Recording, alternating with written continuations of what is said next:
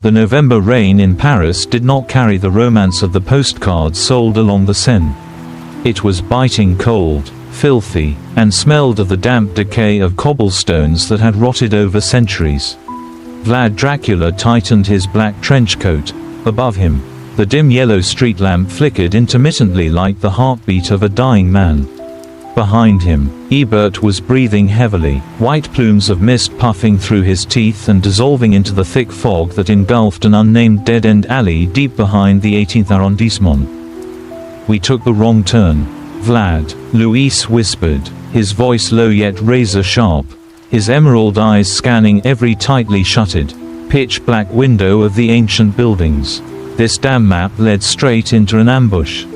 Vlad did not answer. He sensed a familiar scent weaving through the air, the smell of rusted metal, cheap rubbing alcohol, and something pungent, greasy drifting from the direction of the St. Martin Canal.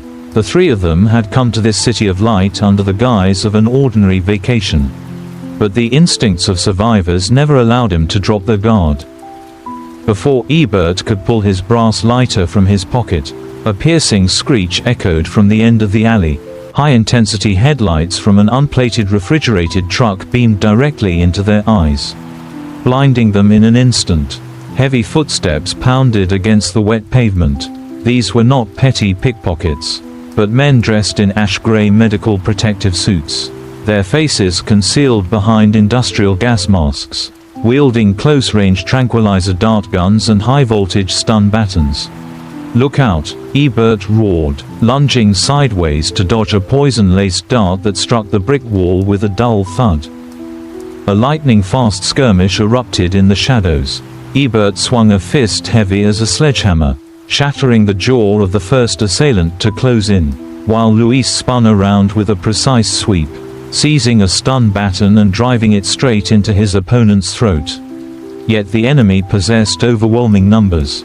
They did not attack to slaughter, but coordinated like a professional harvesting line. A dense white cloud of mist, choking with ether and paralytic agents, was suddenly discharged from a high-pressure nozzle. Luis collapsed first, his fingernails scraping against the moss-covered ground as his vision blurred. Ebert roared in desperation, his muscles stiffening as if poured full of lead. Vlad Dracula was the last man standing, his eyes glaring intently at the shadowy figure of the leader approaching him. A perfect set of specimens. Heart, liver, corneas all intact. A distorted voice chuckling through a respirator rasped into Vlad's ear before a freezing needle plunged straight into his neck vein. Darkness completely devoured all senses. When consciousness returned, what woke them was not sunlight, but the dull roar of a colossal diesel engine beneath the steel floor, accompanied by the violent rocking and swaying of a ship carving through the freezing open sea. The musty odor of Paris was gone, replaced by a suffocating, dense stench, the smell of congealed blood, formalin embalming chemicals, and the agonizing wails of dozens of souls echoing from the surrounding rusted iron bulkheads.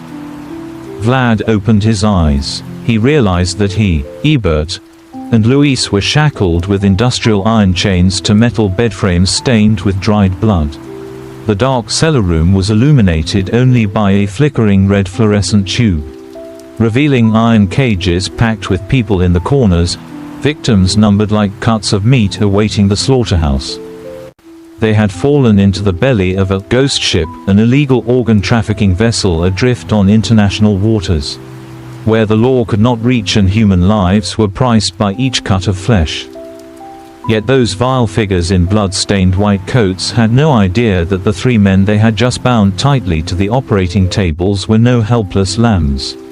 Deep in the eyes of Vlad, Ebert, and Luis, a ruthless fire was igniting, the instinct of orphans who had once bathed in the blood of the underworld to survive, now preparing to turn this slaughterhouse into a living hell. The ship's horn blew a long blast, tearing through the salty, freezing fog of the North Sea. Deep inside the fourth sub-deck hold, the air was so suffocating that lungs felt crushed by the dense atmosphere reeking of sulfur and ammonia. Seawater leaked through rusted weld seams on the ceiling. dripping steadily onto the metal floor to form slick puddles that reflected the eerie, reddish glow of emergency warning lights. Vlad Dracula rotated his wrist slightly. The tempered steel handcuffs chafed painfully against his skin, but that physical ache only sharpened his mind. Every tendon, every blood vessel in Vlad's body began to relax in rhythm with his slow, measured breathing, a heart rate regulation technique he had honed through hundreds of life and death clashes in the underworld alleys. His deep, dark eyes scanned the gloomy space, registering every minute detail, the blind spot of the malfunctioning surveillance camera on the left, the distances between the iron bed frames, and the cadence of the two patrolling guards outside the corridor. Ebert, Luis, awake yet? Vlad lowered his voice to a bare whisper, audible only to his two companions over the rumble of the ship's engine. Half a meter away, Ebert smirked slightly, revealing teeth flecked with dried blood from the impact when they were thrown into the hold. Ebert was built like a slab of granite, his broad, rugged shoulders crisscrossed with long scars, relics of years surviving gang purges on the streets. Their sedative packs a punch, but I just flexed my knuckles. I can still snap a few necks. Luis, lying on the outermost bed against the wire mesh partition, did not answer immediately. His emerald eyes were locked onto the row of iron cages opposite them. Luis was the analytical mind of the group, a man capable of reading spatial layouts and human psychology with chilling precision. There are at least 30 people in this compartment, Luis whispered, his voice icy yet laced with suppressed rage. Mostly homeless folk, backpackers, or undocumented refugees. They have been color-coded by blood type with ribbons tied to their wrists. Look at the crimson ribbon on your wrist, Vlad. That is the Tier 1 organ identifier, reserved for ultra-expensive orders. Suddenly, the heavy steel door at the end of the corridor shrieked open. The clatter of leather boots marching across the wet iron floor resonated, accompanied by the horrifying clinking of metal tools. 3 men entered. Leading them was a butcher doctor clad in a clear plastic surgical apron, smeared on the inside with yellow stains and dried black bloodstains. He wore thick, round-rimmed spectacles, his greasy hair plastered against a scalp pale as a drowned corpse. Flanking him were 2 hulking enforcers nearly 2 meters tall, brandishing stun batons crackling with blue sparks and carrying specialized white plastic buckets filled with ice. The doctor stopped before an iron cage in the corner, where a young Eastern European woman cowered, her eyes wide with unmitigated terror. She could not utter an audible cry for help. Her mouth was taped shut with industrial duct tape, tears streaming down her bruised face. Specimen 42, acute heart failure for the VIP client in Geneva cannot wait any longer. The doctor muttered in broken French mixed with a thick Eastern European accent, his blood-gloved fingers running lightly over the victim's violently heaving chest as if inspecting merchandise on a supermarket shelf. Extract the heart and corneas first. Send the rest down to the incinerator at the stern. The 2 enforcers hauled the cage open, grabbing the woman by her hair and dragging her out like a sack of garbage. The girl struggled in despair, her heels gouging the paint on the iron floor, leaving long streaks of fresh blood. No one in the cages dared speak. They trembled, shrinking into the dark corners, their muffled sobs drowned out by the endless roar of the ship's propellers churning the open ocean. That brutal sight struck Ebert directly. The muscles in his arms tensed, joints popping beneath his skin. Ebert recalled the days they were confined in the dark orphanage on the outskirts, where vulnerable children were also dragged away into the night by so-called guardians, never to return. That dark memory acted as a fuse, igniting the fury long suppressed within him. Stay calm, Ebert, Vlad hissed like a viper in the shadows, his gaze fixed on the ring of keys dangling from the second enforcer's hip. Let them get into position. When the secondary surgical door opens, that is when we take back what is ours. Luis subtly shifted his left hand. From between his slender fingers, a thin strip of stainless steel, concealed beneath the sole of his shoe and worked free with his toes while the guards were distracted, began to slide smoothly into the keyhole of his handcuffs. A faint click sounded, completely swallowed by the roar of the ship's engine. The shackle was unlocked, yet Luis remained motionless like a bound prey, his emerald eyes glinting with lethal intent directed straight at the butcher doctor.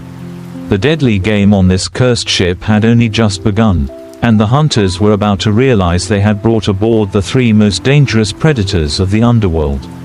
The high-powered surgical lights beamed directly down onto the central operating table, casting a sterile, blinding white glare that chilled the bone.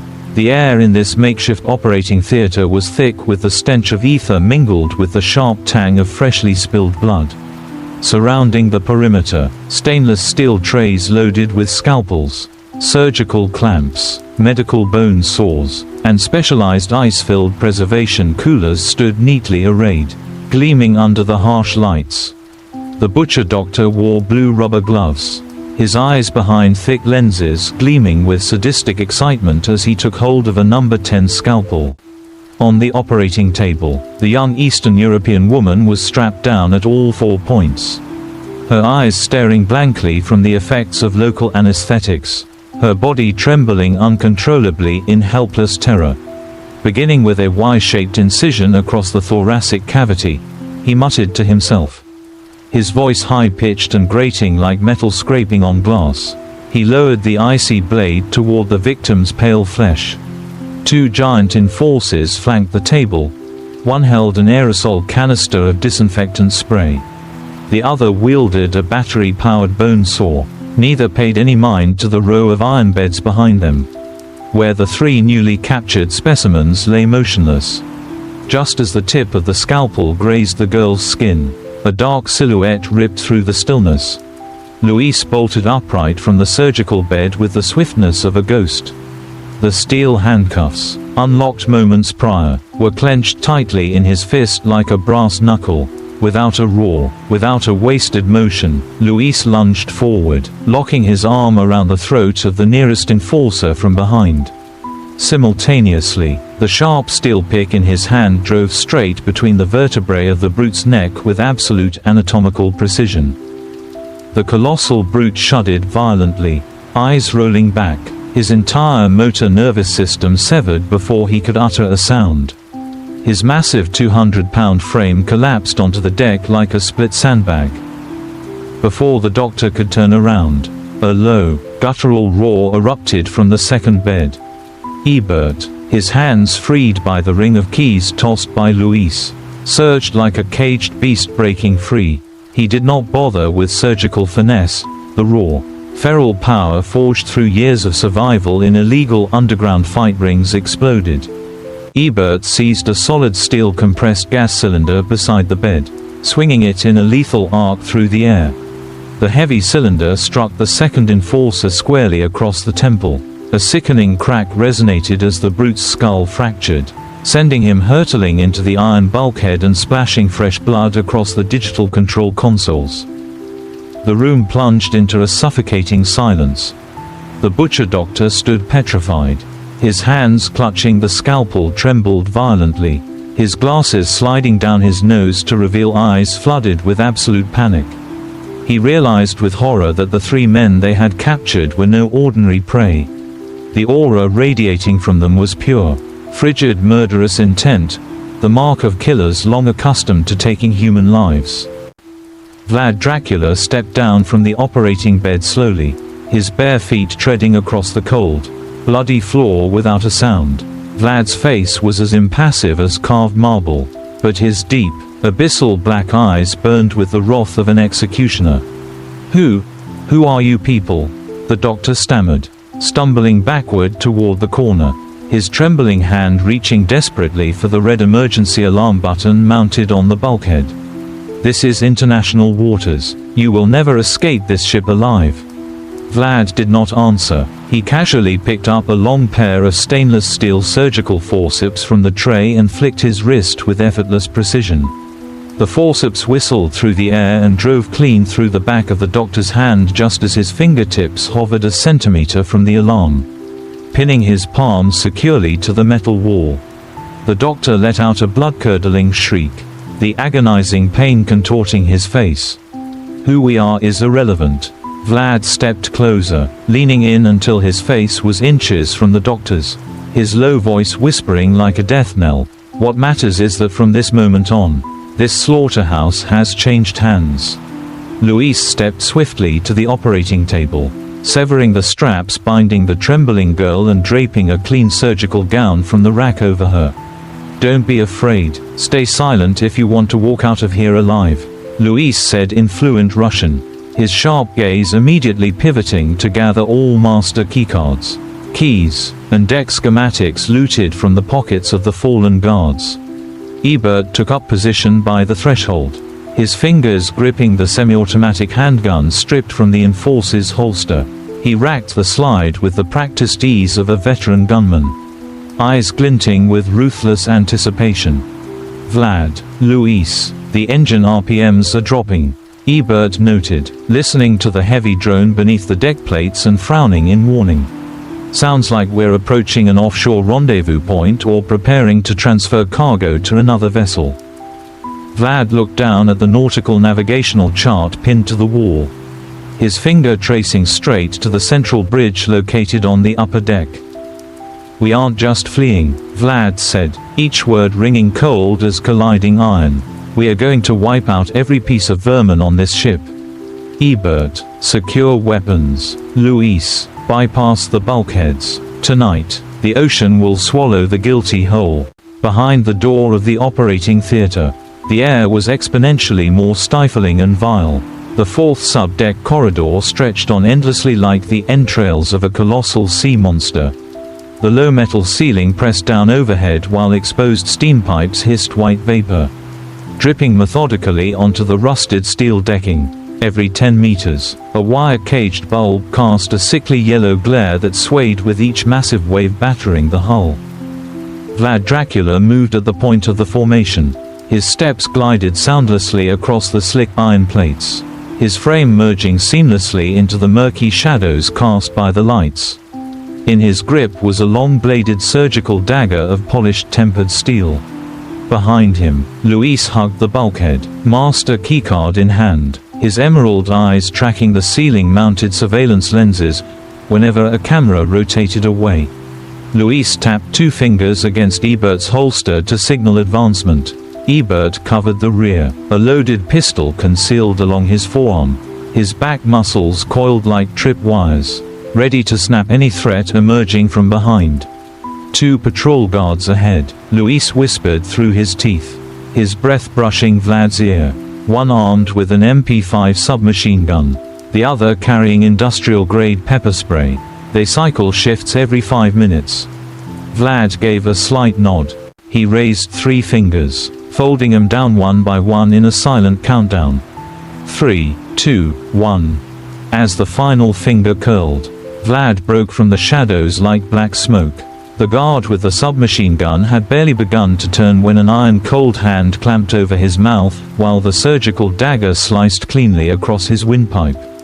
Not a scream escaped, only the wet wheeze of arterial blood choking his trachea.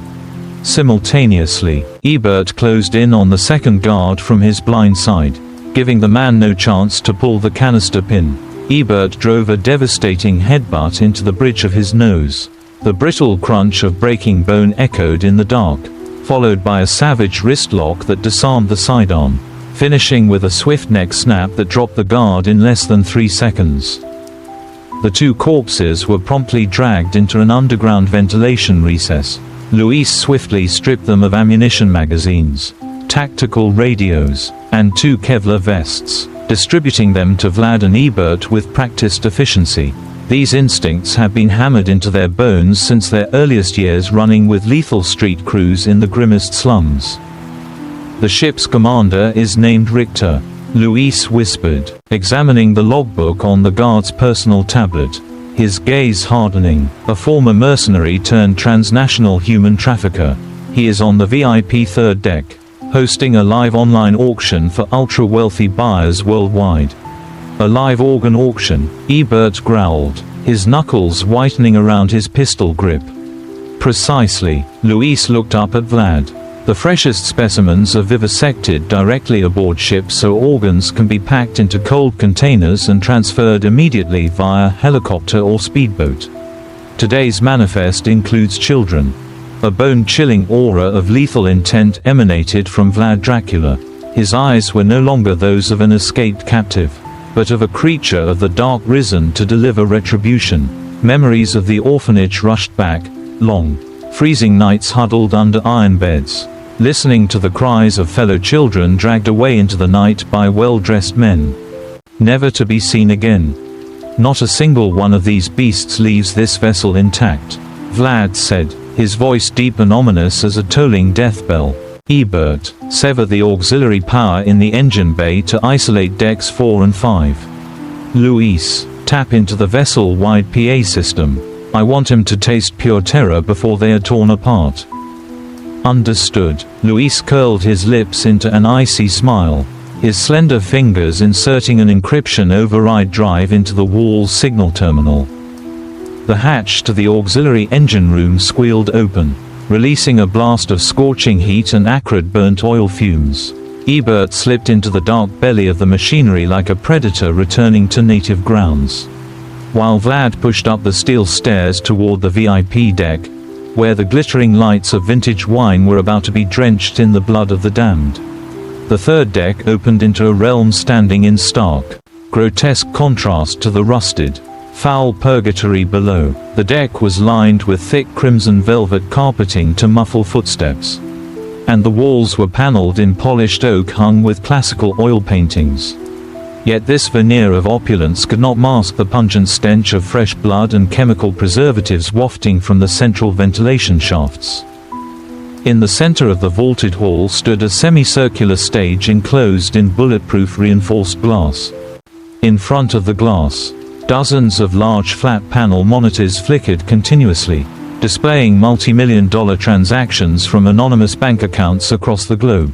Men seated around circular banquet tables wore bespoke suits, swirling glasses of red wine, their cold eyes glued to the vital signs of victims suspended from iron frames behind the glass partition.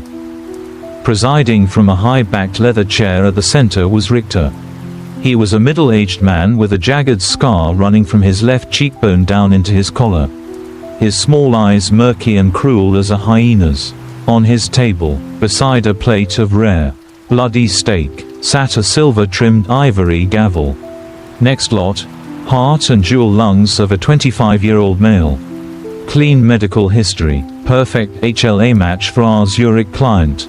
Richter rasped through a gold-plated microphone, a vile smirk spreading across his lips. Starting bid, $2.5 million. The numbers on the monitors began dancing madly, the click of keyboards echoing like the chimes of doom. At that exact moment, the lavish crystal chandeliers overhead violently sputtered and died. The grand hall was instantly plunged into pitch-black darkness. Murmurs of shock rippled through the room, accompanied by the clinking of wine glasses in the dark. What is happening? Where is the backup generator? Richter roared into his radio, his hand immediately unholstering a polished chrome Desert Eagle. The only reply was empty static.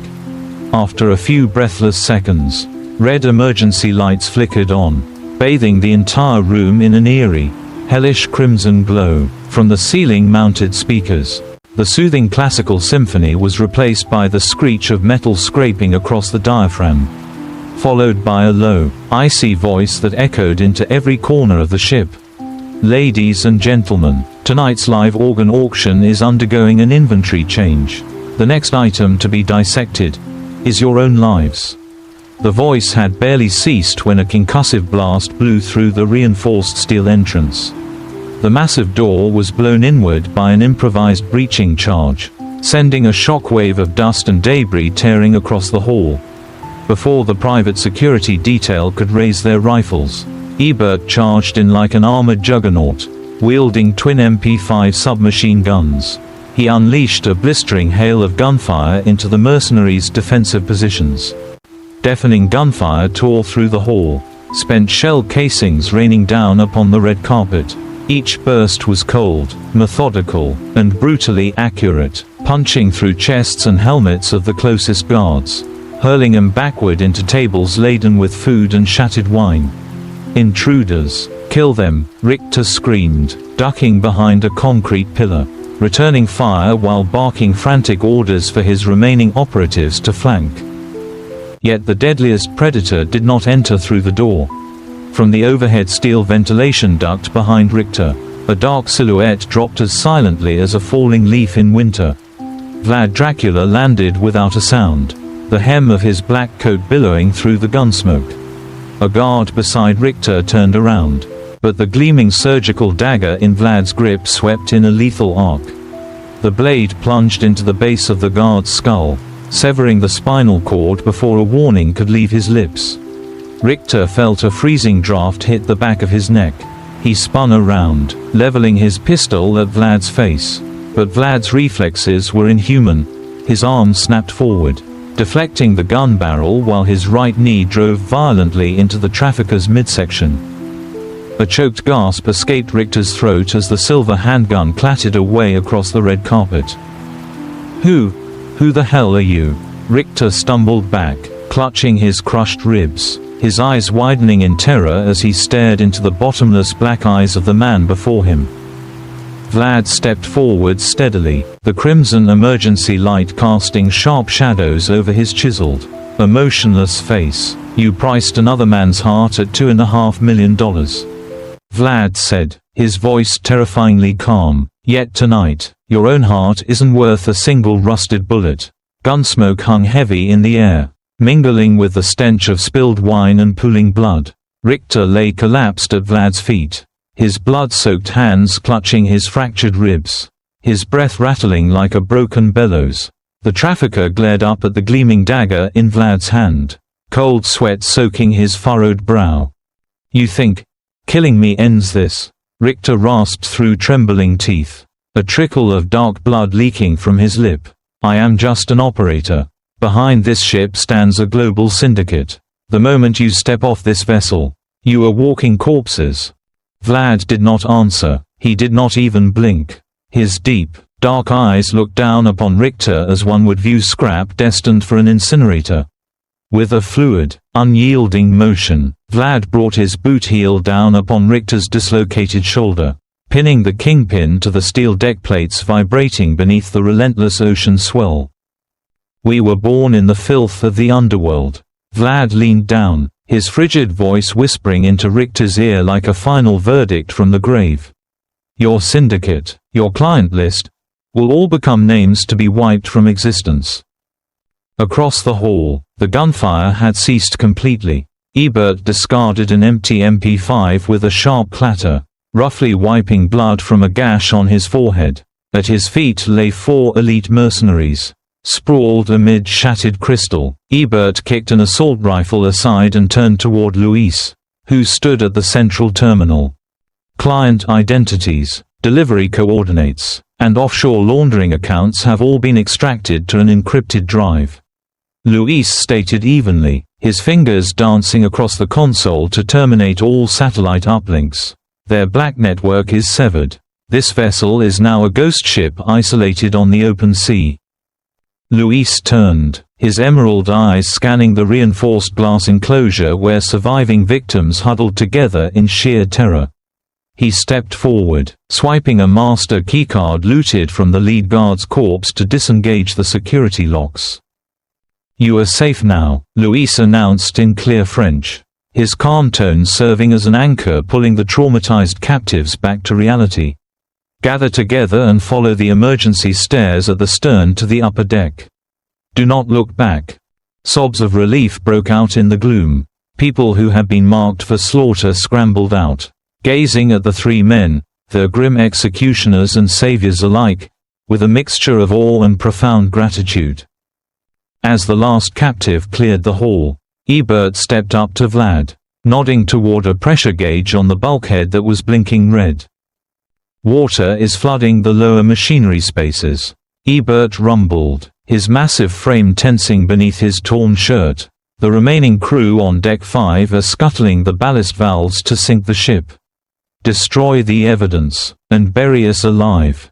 "Where is the captain?" Vlad asked, his dagger resting against Richter's throat, drawing a thin crimson line. "The bridge, top deck," Richter confessed in a desperate gasp, the terror of death crushing the last remnants of his arrogance. "He holds the master controls to the only automated lifeboats. You'll never get off if he releases them." Vlad's lips curled into a cold, razor-sharp smile. He withdrew his blade and stood tall. Then to the bridge. Vlad turned, his black coat sweeping across the bloody deck. "Ebert, clear the path to the top deck. Luis, prep the global distress beacon. We will let the entire world witness the atrocities of this ship before it sinks to the ocean floor." The sea wind roared violently through the spiral stairway leading to the navigation bridge. Sleet and salty spray lashed at Ebert's face, stinging the lacerations across his skin. Yet the giant felt no pain. Every heavy thud of his boots against the rusted iron rungs carried crushing force as he gripped the assault rifle taken from the guard commander. Higher up, the scuttling alarms wailed with ear-splitting intensity. Revolving crimson beacons swept across the wet bulkheads, casting a nightmarish light through the storm. "Sniper on the starboard perch," Luis warned in a hushed tone, pointing toward an observation platform set above the bridge roof. "2 targets, night vision equipped." "Leave them to me," Ebert growled. Without hesitation, Ebert sprinted across the exposed catwalk. Suppressed sniper fire hissed through the air, 2 armor-piercing rounds gouging sparks into the steel deck at his heels. But Ebert needed only those 2 seconds of distraction. Pivoting smoothly, he braced against a support mast, leveled his rifle across his forearm, and fired 3 controlled bursts. Muzzle flashes ripped through the rainy darkness. Both snipers took center mass hits, their bodies collapsing against their safety harnesses, dangling like broken marionettes in the gale. Vlad Dracula never broke stride. He kicked open the pressurized blast door of the bridge, its lock shattered by gunfire, his rain-soaked coat billowing behind him. Inside the command bridge, the air reeked of expensive cigar smoke and overheated diesel engines. Radar screens cast a pale green glow over the consoles. Standing before the helm was Captain Moreau, a burly, bearded man in a stained naval officer's uniform. Beside him was a metal briefcase containing the remote scuttling detonator. Moreau spun around, his bloodshot eyes wild with rage. In his right hand was a sawed-off double-barrel shotgun, his left hovering over the ballast emergency release lever. 3 sewer rats from an orphanage. Moreau spat through yellowed teeth, his voice harsh as grinding stone. "You think surviving street brawls qualifies you to rewrite the rules of international waters? 1 pull of this lever and 50 tons of seawater will tear through the hull in 3 minutes. Nobody leaves alive." Luis stepped onto the bridge, his expression chillingly detached. He raised his tablet, displaying a decoded override that had shattered the ship's automated lockdown protocols. "That lever was bypassed 10 seconds ago," Luis said calmly, his words shattering Moreau's delusions. "All high-pressure bilge pumps have been redirected overboard. This ship will not sink on your terms. Moreau, it will sink on ours." Moreau blanched, fury contorting his features. "You bastards!" he roared, raising the shotgun toward Luis's chest. Before the trigger could be pulled, Vlad closed the distance like a tempest. The surgical dagger flashed, severing Moreau's right wrist in one clean, surgical stroke. The shotgun clattered to the deck, followed by an agonizing shriek as the captain's severed hand dropped away. Vlad seized Moreau by the collar, hoisting the massive officer off his feet and slamming him into the radar console. Screens shattered, sparks raining down on Vlad's stone-cold, unforgiving face. "How many shipments have you sailed?" Vlad whispered, his voice pressing like an iron weight upon the captain's chest. "How many children were carved open on your steel tables?" Moreau writhed in agony, blood pooling across the console, yet he bared his bloody teeth in a hideous sneer. "Thousands. You couldn't count them. The world demands their flesh. The wealthy need life, and I deliver it."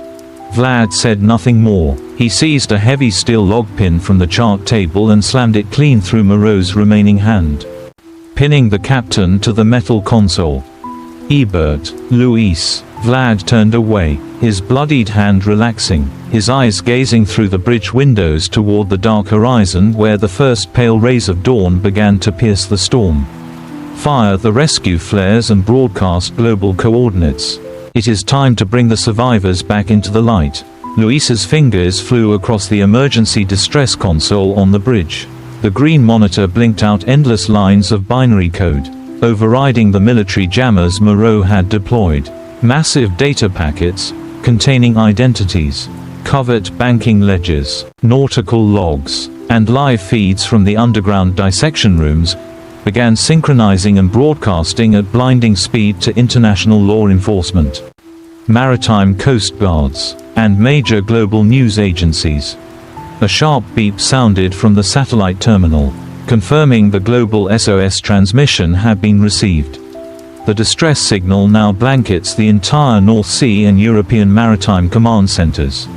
Luis looked toward Vlad, a rare glint of light flashing in his emerald eyes.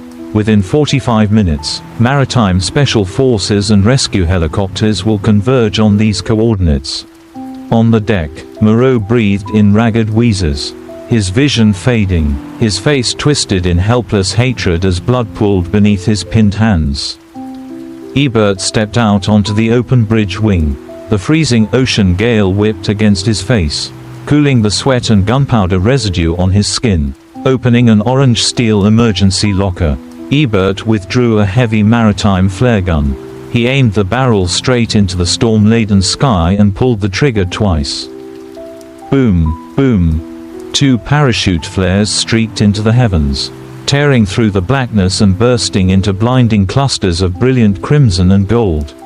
The radiant glare illuminated the rusted, monstrous hull of the death ship, shining down upon the battered, tear-stained faces of dozens of survivors gathered at the stern. They looked up at the fiery lanterns suspended in the sky, tears streaming down their hollow cheeks into the cold rain. The nightmare of scalpels, ice buckets, and screams in the dark began to dissolve beneath the light of life reclaimed from the jaws of death. Vlad Dracula stood motionless at the bridge rail, his black coat fluttering in the squall. His eyes looked past the flares, gazing into the vast void where the horizon began to split with the first pale light of day.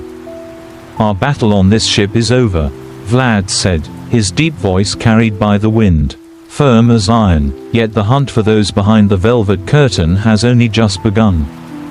Ebert dropped the spent flare casing, a grim, defiant smile crossing his lips, born in the dark of an orphanage. Stealing, fighting, shooting just to secure a crust of bread on the street. Who would have thought we'd end up out here enforcing justice? Our justice is not found in textbooks or bureaucratic courtrooms. Luis joined him at the rail, his voice calm yet lethally cold. Our justice is absolute retribution against those who trade in human flesh and souls. The heavy thrum of military rotor blades began to reverberate through the distant clouds, accompanied by the wail of sirens from approaching Coast Guard cutters slicing through the swells. Vlad, Ebert, and Luis shared a silent look of mutual understanding, a bond forged through blood, fire, and decades of brutal survival. They knew that after tonight, the underworld would learn to fear the 3 ghosts of justice who had stepped out from the abyss. Part 9, Retreat into the Dark. The roar of helicopter rotors grew deafening, cleaving the dense fog over the North Sea. Mega-lumen searchlights from above swept across the rusted deck, casting stark white beams through the gloom.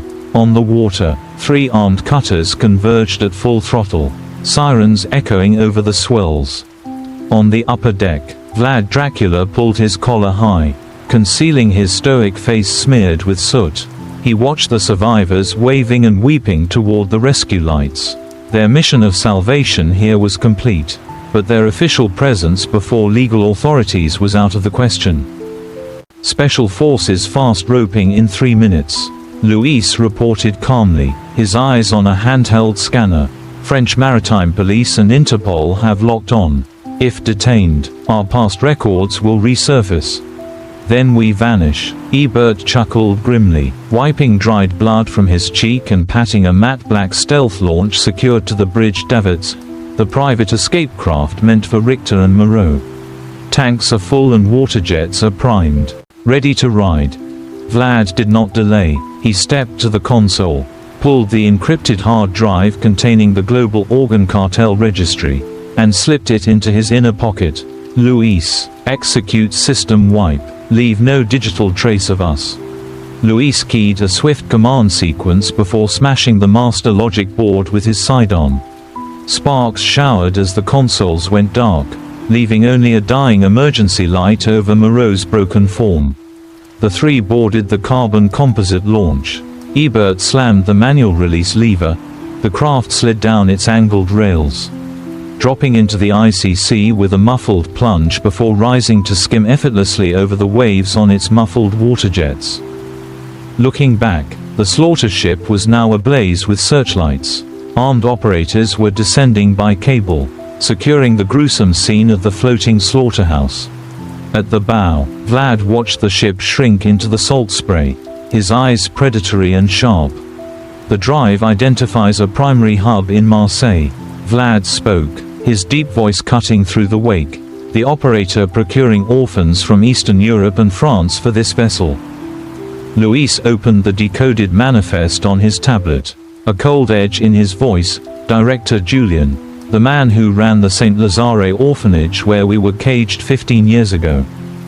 The air in the launch turned frigid. Ebert clenched his fists, knuckles popping over the engine's thrum.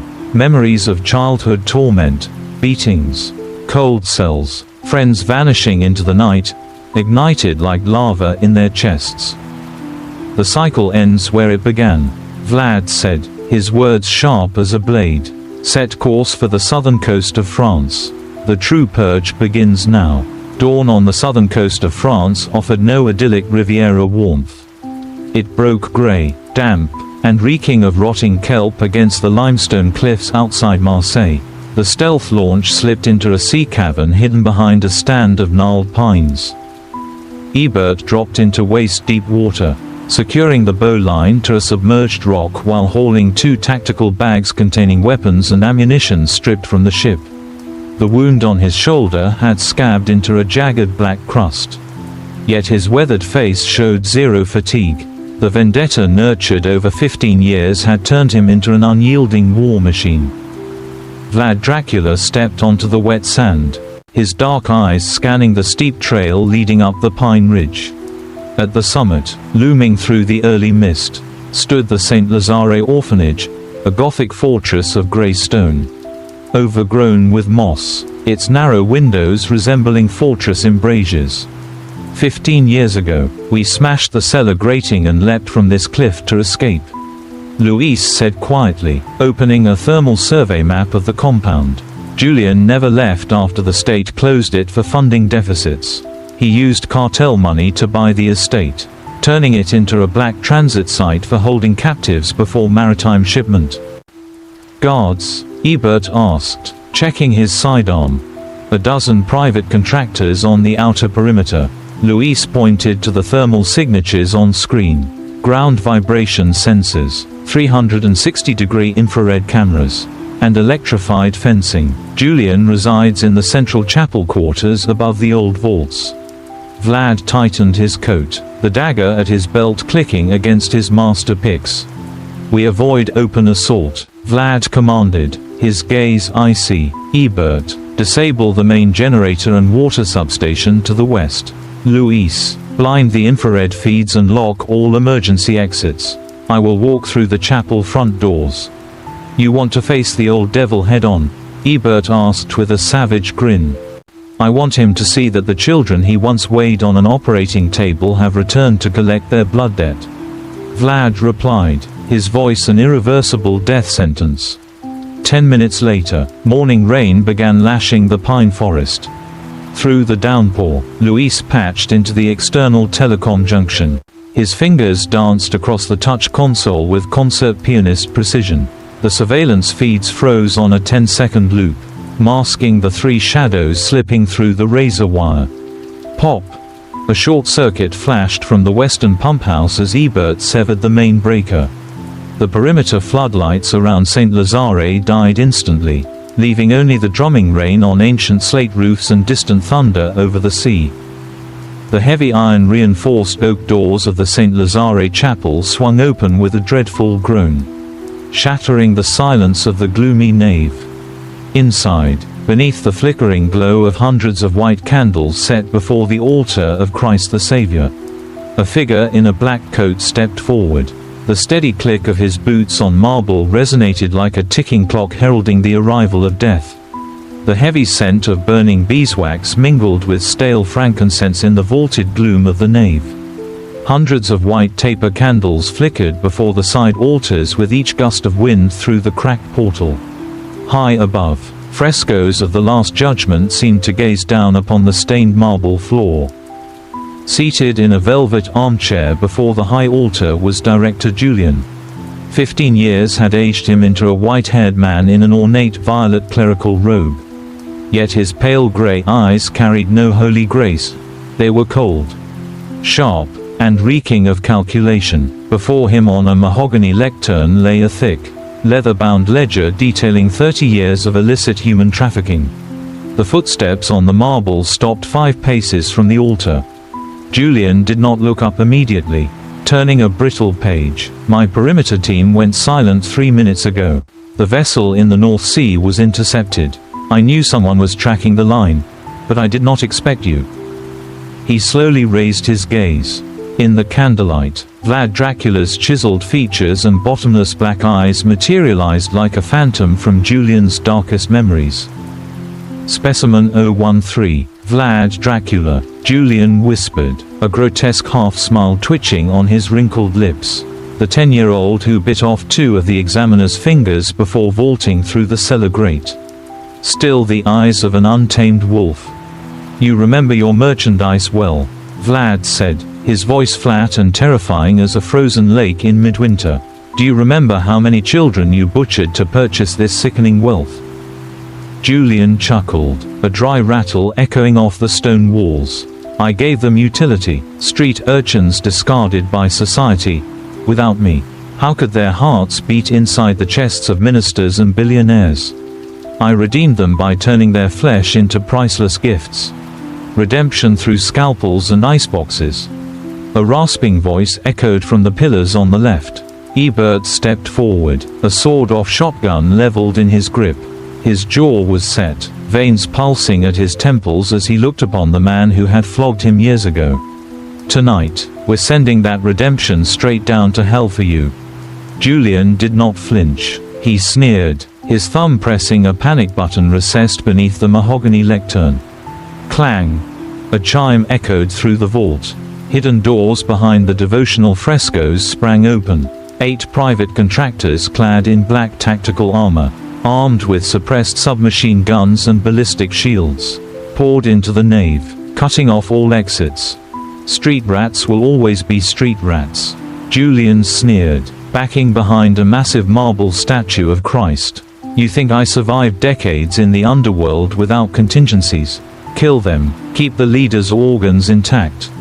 The contractors raised their weapons in unison. Yet before a single trigger could break, an explosion shattered the high ceiling. Flashbang and tear gas canisters rained down from the clerestory, detonating in blinding white fury and deafening concussions. Luis dropped from the high rafters, firing twin suppressed handguns with surgical precision into the disoriented formation below. The slaughter in the defiled sanctuary had begun. White smoke from the flash charges swirled through the chapel, blending with flickering candlelight to create an apocalyptic landscape. Temporarily blinded, the mercenaries fired blindly, their rounds tearing through antique oak pews and shattering marble statues of martyrs. Ebert charged like an elemental force. His double-barrel shotgun roared twice, boom, boom. 2 shielded mercenaries were blasted backward by the impact. Their chest plates caved in, spraying blood across the mossy stone walls. Without pausing, Ebert swung the solid wood stock, smashing the jaw of an operative attempting to bring up a rifle. Then dragged the body forward as a human shield against the frantic return fire. Above, Luis navigated the timber crossbeams with feline grace. Every suppressed shot from his twin pistols struck the neck joints or foreheads of targets below. Luis let no emotion disturb his form. His emerald eyes calculated trajectories, light reflections, and enemy vectors with cold, absolute precision. Meanwhile, Vlad Dracula moved through the crossfire like a toxic gale. The surgical dagger in his grip flashed in tight arcs, severing tendons and arteries of those who barred his path. There were no prolonged screams, only wet gasps in severed throats as lives were extinguished in heartbeats. In under 2 minutes, the candlelit chapel fell dead silent. Julian's 8 elite operators lay motionless across the blood-slicked marble. Behind the statue of Christ, the hurried clatter of Julian's boots echoed across an iron drainage grate leading to a subterranean tunnel. The director was desperately dragging a valise filled with uncut diamonds and forged passports toward the coastal outlet. "Julian," Vlad's voice rang out from directly behind him, deep and freezing to the marrow. 15 years ago, you said the defenseless have no right to choose where they die." Julian froze. Turning around slowly, Vlad stood over him, bloody dagger lowered, his dark eyes swallowing the old man's last scrap of hope. You cannot kill me," Julian stammered, backing against the cold stone frame of the vault door, sweat and tears smearing his withered face. "I hold ledgers backing dozens of officials, judges, and generals. If I die, this syndicate will hunt you to the ends of the earth. Tell him to get in line." Ebert stepped from the shadows, kicking Julian's valise open across the floor, scattering black market records and anonymous bearer cards. Ebert pressed his smoking barrel between Julian's eyes, the cold steel making the old man's false teeth clatter. Luis descended the steps, carrying Julian's leather-bound master register. Records show he was preparing to move 30 orphans gathered from border transit camps down to the coastal freezer vaults at dawn. The next transport vessel is due in 3 hours. A suffocating aura of lethal intent flared in Vlad Dracula's eyes. He stepped forward, seized Julian's clerical robe, and hoisted the old man clean off the flagstones like a straw scarecrow. "Where is the vault key?" Vlad rasped, his voice scraping like iron on bone. In the altar statue, behind the tabernacle," Julian wheezed, his legs flailing as Vlad's grip tightened. "Spare me, I will give you half. Hundreds of millions. Blood money cannot buy your life," Vlad said coldly. He dropped Julian to the floor and turned to Ebert and Luis. "Sever his comms. Chain Julian with the exact iron shackles he used on us 15 years ago. Let him sit here and watch his empire crumble before his final judgment." The descent into the cliffside refrigeration vault was steep and treacherous, slick with moss and draped in cobwebs. The stench of wet limestone mingled with suffocating antiseptic fumes. The deeper they went, the sharper the temperature dropped, their breath pluming into white mist. Ebert led with a heavy tactical torch, its yellow beam sweeping over jagged rock faces etched into their childhood memories. Behind rusted iron mesh doors lay rows of damp holding cells, where dozens of children aged 5 to 12 huddled beneath threadbare blankets. When the light struck them, the children recoiled in terror, wide eyes pleading in silent panic. They feared the rubber-gloved butchers had returned to select the next victim for the cold tables. Luis approached the nearest cage, dropping gently to one knee on the icy rock to meet their eye level. His sharp gaze softened with unexpected warmth. "Do not be afraid," Luis spoke softly in French, then Russian and Arabic so all could understand. "The nightmare is over, no one will ever take you again." Luis severed the padlock chains with a compact bolt cutter. Ebert stepped inside, gently lifting a feverish, shivering boy into his arms, wrapping his own fleece jacket around the fragile frame. Ebert's massive, calloused hands that had crushed firearms and broken enemies, now held the child with delicate care. as if protecting fragile glass. Vlad Dracula stood at the threshold, watching each child led into the corridor. In their eyes, he saw the reflection of himself, Ebert, and Luis 15 years before, castaways discarded in the dark. Hunted like worthless cargo. That vicious cycle was broken forever. Morning light crested the ridge of St. Lazare. The first sunbeams pierced the pine boughs, burning off the sea mist of Marseille. Ambulances and international child welfare convoys, coordinated anonymously by Luis through secure relays, began pulling quietly into the courtyard. Each child was wrapped in thermal blankets, given hot nourishment, and helped aboard by medical volunteers. There was no media circus or armed police spectacle. Everything proceeded with serene dignity. A quiet miracle amidst the ruins of eradicated evil. On the cliff overlooking the Mediterranean, 3 men stood in the morning wind. Vlad's black coat whipped in the breeze. Ebert leaned against a boulder, lighting a cigarette, while Luis finalized the transfer of hundreds of millions seized from Julian's hidden accounts into global orphan welfare trusts. All assets successfully laundered and routed to legitimate trusts. Luis closed his tablet with a rare, quiet smile of relief after years consumed by vengeance.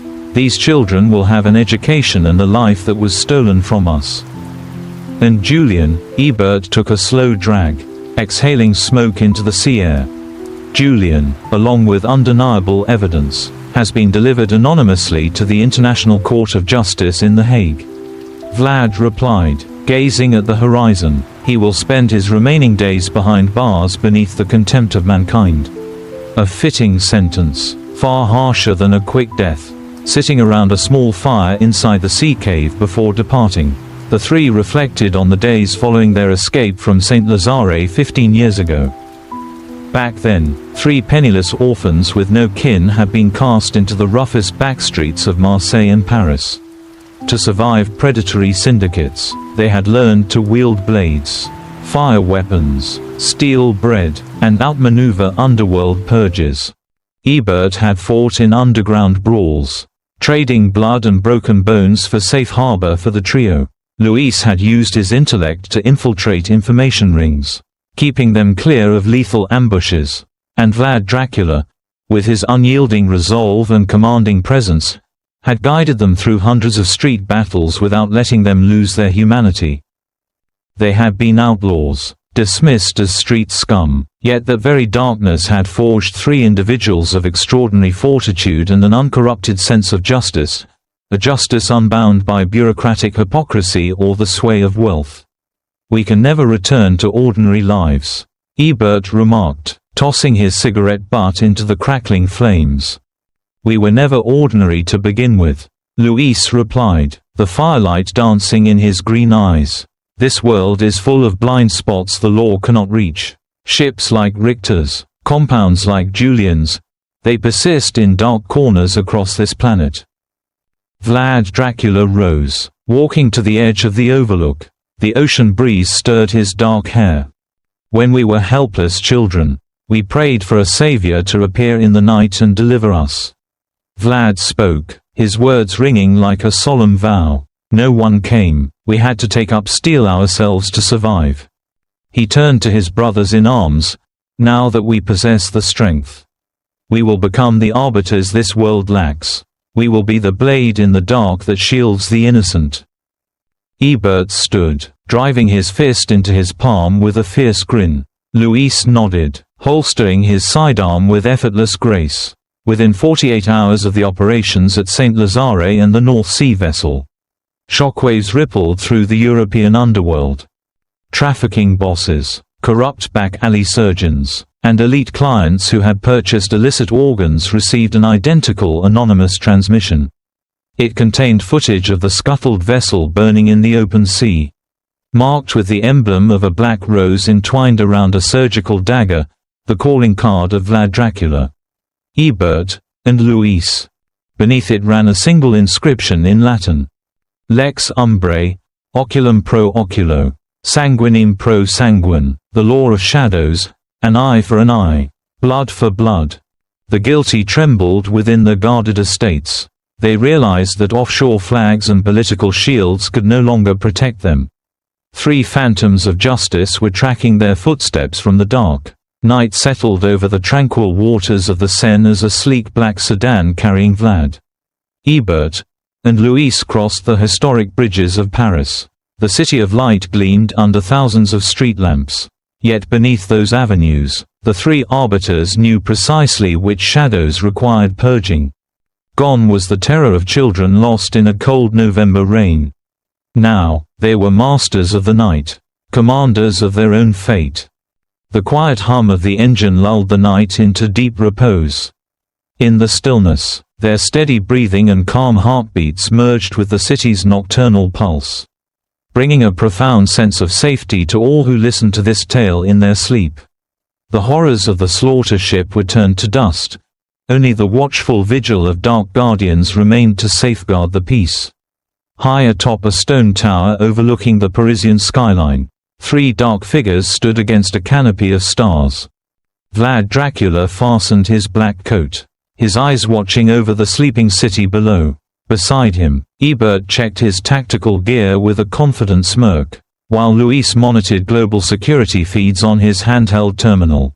They were born in the crucible of Saint Lazare.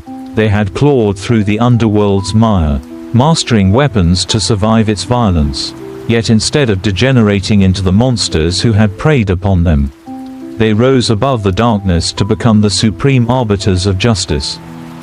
They needed no medals or official recognition. Their identity was the night, and their purpose was the eternal defense of the vulnerable. As deep sleep blankets the world, close your eyes and rest in peace, for upon the darkest roads, Vlad Dracula, Ebert, and Louis remain awake, silently keeping watch over justice.